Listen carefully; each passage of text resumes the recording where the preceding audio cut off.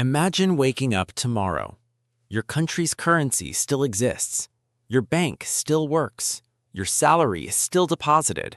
But overnight, you can no longer buy oil. You can no longer import computer chips. International trade freezes. Factories begin shutting down. Prices start rising. Not because your country went to war, but because it lost access to one piece of paper, the US dollar. How can one country's currency hold that much power? The answer is one of the greatest financial stories ever told.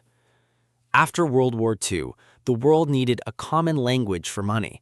Countries couldn't trade efficiently if everyone trusted only their own currency. The United States emerged with the world's strongest economy, the largest gold reserves, and financial markets that other nations trusted. So the dollar became the bridge connecting global trade. At first, it was just convenient. Then it became essential. Today, oil is largely priced in dollars.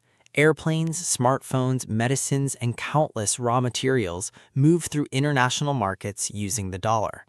Central banks around the world hold massive dollar reserves because they know global trade depends on it.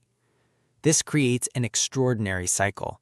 The more the world uses the dollar, the stronger the dollar becomes. And the stronger it becomes, the more the world depends on it.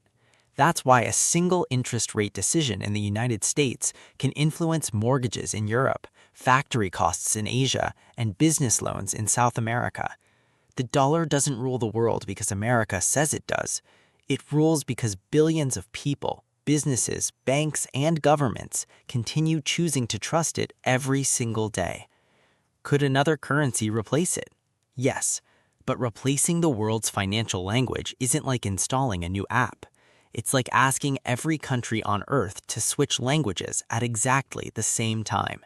And history shows that's one of the hardest things humanity has ever done.